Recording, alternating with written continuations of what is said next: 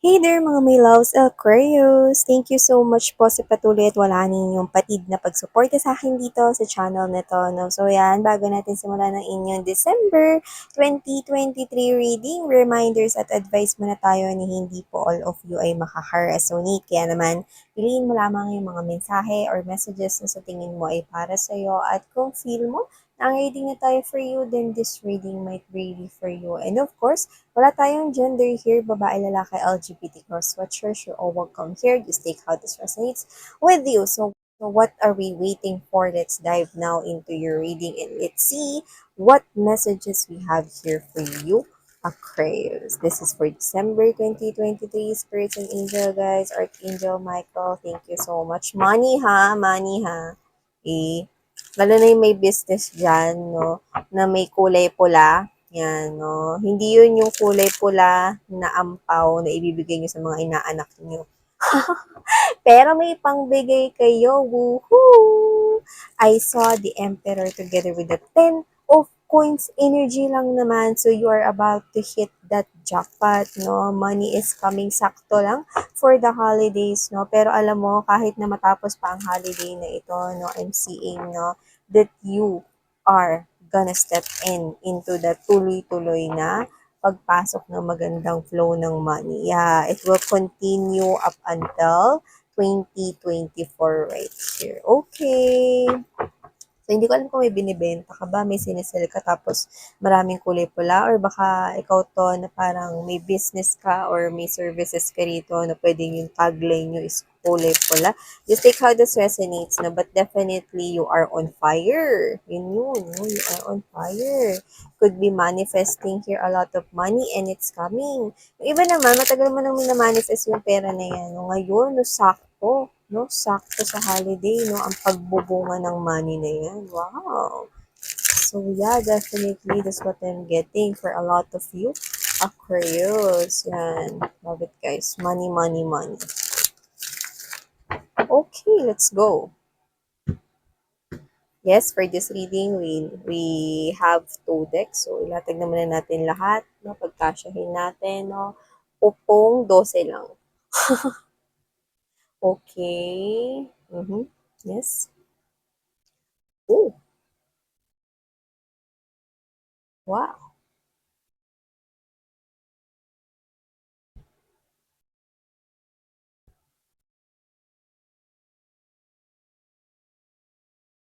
Yeah.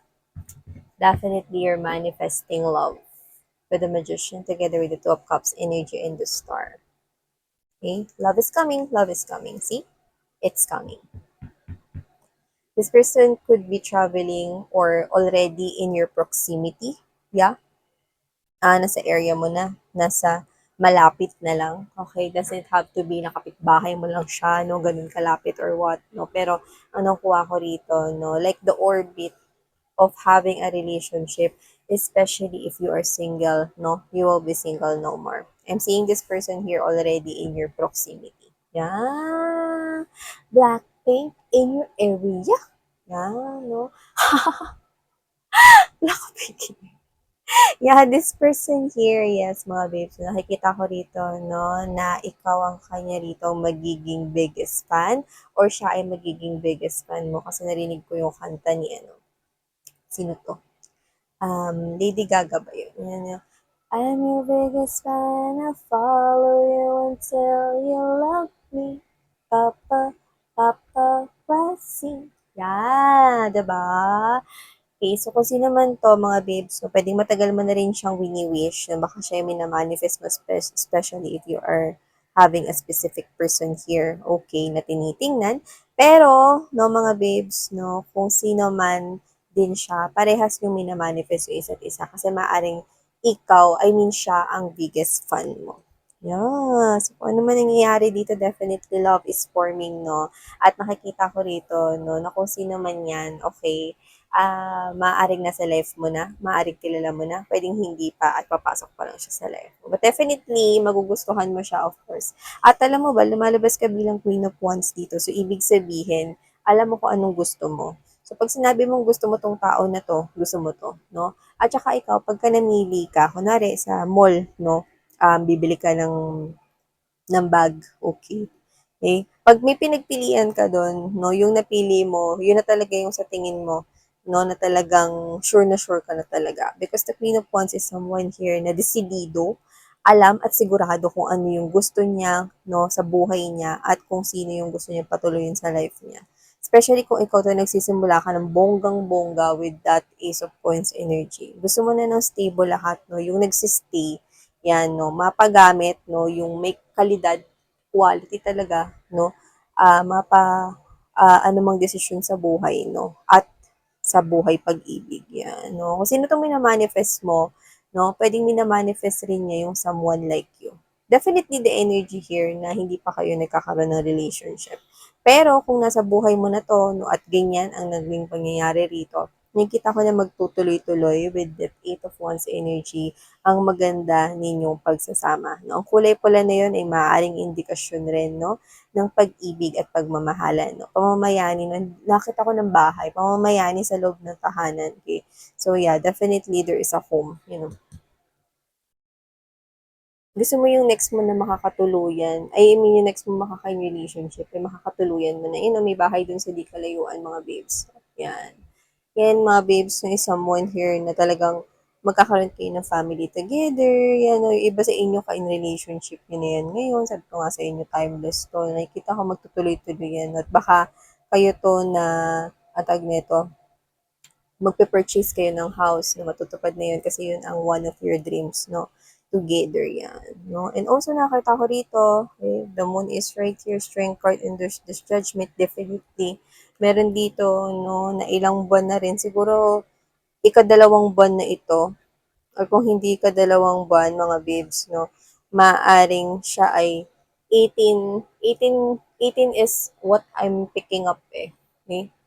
Kung hindi 2 months, either 18 weeks na siyang ganyan or 18 days na siyang nag-iisip dito. Na ano ba miss yan? Kasi meron dito nag-iisip na kontakin ka. Okay? At kung sino man siya rito, no, gusto niya rito humingi ng tawad sa'yo, maaring may nagawa siya sa yung kasalanan na may kinalaman sa pera. Doesn't have to be your ex, but could be, especially kung may money involved. Okay? If wala, this could be someone here na pwedeng ginoyo kayo sa pera. Pwedeng inutangan kayo, tapos hindi pala totoo yung reason. Or pwede naman din na inutangan kayo, tapos nawala na lang din siyang bigla.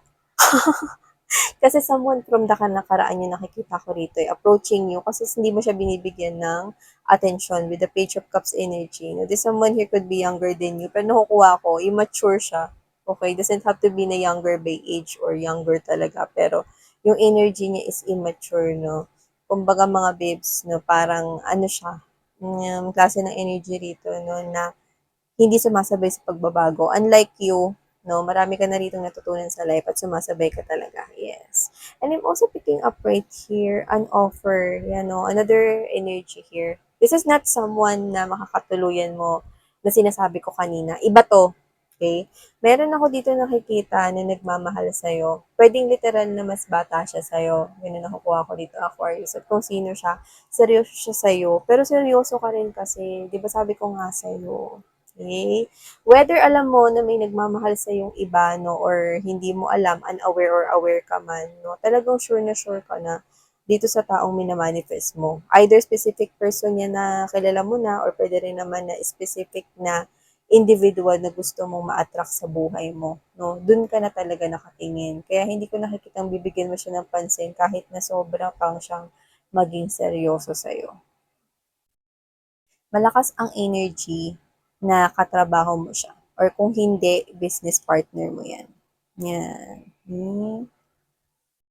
Definitely, Ace of Wands, meron talaga rito, no, passionate beginning when it comes to love for you guys. Ito nakikita ng dadalawang isip. Kasi alam mong Queen of Wands, malabo magdalawang isip yung babae na yan. I mean, yung energy na yan. No? So, yan. Na-mention ko yung babae siguro mostly sa nanonood ngayon na viewers, no, ay mostly girls or woman. But doesn't have to be the case. Wala naman tayong gender dito sa tarot, alright. Pero nakikita ko rito na isa ka ritong Queen of Wands energy.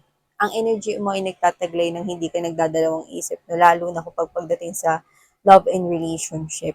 Okay? Nakita ko dito na talagang meron ka ditong specific na gustong ma-attract sa buhay mo. No? Kaya kahit na kung sino pa itong mga magpapakita ng emotions and feelings sa'yo, Aquarius, like, it's a no. It's a no. Yun na agad yung sagot mo sa kanila. Eh, taray mo dun pero I like your energy. At saka yung iba nagbabalak, no, mga babes. Yung iba, eto either nagbabalak kayo or merong oportunidad rito darating sa inyo na may kinalaman sa trabaho sa isang bansa, sa ibang bansa, no? Go ahead, gawin nyo. Kasi magdadala to ng malaking money sa'yo. Okay, nakikita ko dito. Yan, no? Medyo may natatakot lang dito, no? Tingin ko, mangyayari ito oras na may kakonek ka na. Kakonek mo na itong minamanifest mo na person here. Yes, definitely this person is coming in 2024 for you guys. That's what I'm seeing. Kaya nakikita ko rito, no, na kung sino man yung minamanifest mo, no, pag dumating siya sa buhay mo, darating rin tong biyaya na to, no, na trabaho sa ibang bansa. Yan ang nakukuha ko rito, no. At medyo may fear lang siya rito, no? Malungkot siya rito. No? Natatakot siya rito, hindi dahil wala siyang tiwala sa iyo, kundi wala siyang tiwala sa mga taong papaligid sa iyo. Kasi you look so attractive. Maganda ka kasi. Pwedeng born with natural beauty ka or born with the natural handsomeness. Ikot ka nga. Tapos nakikita ko dito, Aquarius, no, mahal na mahal ka ng person na to the point, no, na hindi naman siya sa'yo walang tiwala, kundi sa mga tao sa paligid mo. This person actually, iniisip niya yung ganito na paano pagka mamaya biglang kinorner to si my love Aquarius ko. Yan, wala pa naman ako para ipagtanggol siya. Ganyan, no. Alam mo yung parang gusto niya laging tumayo as your knight in shining armor or princess in shining armor, no? Tapos hindi ka niya makikita, parang nag-aalala siya sa'yo. No? Parang gusto niya sumama at isali mo siya, no? Ipasok mo dun sa maleta mo. Pero alam mo, kahit na LDR kayo, na nakikita ko na magtutuloy-tuloy yung komunikasyon. No? Tsaka ano naman na ngayon, um, advanced na ang technologies natin, no? So, dito, may mga social media na kung saan makikita mo na, unlike dati, di ba, tawag lang talaga, no, roaming, ganyan, no, tapos, telephone, di ba, or sulat, telegrama. Pero ngayon, no, video call is really a big help. No, nakikita ko na gagawin niyo yun, parang, hi, lovey-dovey, or ano man magiging tawagan niyo dito, bala kayo. Or, hi, sweetheart. Hi, babe. Oh, how are you? O, kamusta yung mga bata? Okay lang ba kayo dyan? Yan, no? Lalo na kung kayo bumubuo na kayo ng pamilya. Oh, ito nga, namimiss ka na namin. Actually, ang sweet ng usapan ninyo. Kahit maya't maya, parang pakiramdam ninyo, nandyan lang siya sa malapit. Nasa malapit lang kayong dalawa. Ganyan, no? Especially, no, kahit wala pa to sa buhay ninyo, ganito, nakikita ko, no, mga base for a lot of you will work really hard right here, no? Parang this is you, magsasacrifice ka for a little while na malayo sa family mo kasi para rin naman sa kanila. And after making that ipon-ipon na malaki, you're gonna go back with them. Or you're gonna go back with this special person. And you're gonna continue to live your happily ever after here. Yeah, definitely. This is the person na hindi ka pakakawalan at never mo rin namang pakakawalan. Ganda. Kasi may emotional happiness Oh. Sa ngayon, mga babes, no, kung sino yung ina-attract mo, dulo-dulo pa kayo. Ano mo? Queen of Cups to that King of Cups. Oh. See? Kasi malakas ang energy na papunta pa lang kayo sa exciting part. You know? Ay, ay, ay, ay, ay, ay, ay, ay, ay, ay, ay. Pero kahit saan man kayong panig ng mundo, do, kayo ay magtatagpo dito. Ay, bongga. Diba? At biglaan yun. Like, literally, hindi mo in-expect, no? Dahil nagpapaka-busy ka lang dito sa yung work with the Eight of Pentacles energy. Tsaka tagal mong hinintay ito, no? Nakita ko rito, no? Pero yun nga, alam mo sa sarili mo, no, na one day, yan, no? Itong mga parang may na-manifest mo dito ay magkakaroon ng katuparan. And it's happening, see? You are having here experimentations here on how to improve your life, on how to improve your healing and growth, and you're manifesting here something really, really great for your life, no? So, kung sino man tong energy sa nakaka-resonate dito, you've got the star. Everything right here na gagawin mong desisyon, nakikita kitang nagiging masaya. Gamitin mo ang napakamagandang oportunidad na 'to para sa 2024 kasi there are a lot of opportunities right here na magpapakita sa'yo. Grab them, okay, grab them. Okay? Kasi nakikita ko rito na bukod sa magdadagdag ito ng kaalaman mo, 'no, sa mga bagay-bagay kasi yung iba maso-showcase niyo rito yung talent at skills ninyo, mai-enhance niyo diyan, eh, 'no? At nakikita ko rito na mas mag-i-improve ka pa. May progress dito sa life mo and it has something to do with the things you want to attract in your life. And when I say things, it's with S. So, ibig sabihin, marami yun. Okay? I-ano nyo mga babes, no? I-maximize ninyong opportunity na ito, no? Dahil dito makikita mo rito yung mga bagay na akala mo, okay, lumampas at dumaan lang sa'yo nung mga nakaraang taon at mga lumipas na mga taon, pwedeng dekada for you. But now, it's time for you to make a move. Oras na para ma-experience mo, Aquarius, no? Yung dapat na talagang para sa'yo. Okay? There's a lot of freedom. I'm seeing you, yung happiness mo sobrang saya, yung tawa mo sobrang genuine, sobrang true, sobrang real, no? To the point na masaya, masaya ka talaga. Like, there's no fake at all. Yeah. Love it. Ay, yung iba makakabili dito ng property, like house or business, yan, no, na nakikita ko rito. But I'm also getting na pwedeng may bumili rito ng resort at gawin nyo na parang, um, what's this? Business. Yan. No? Wow!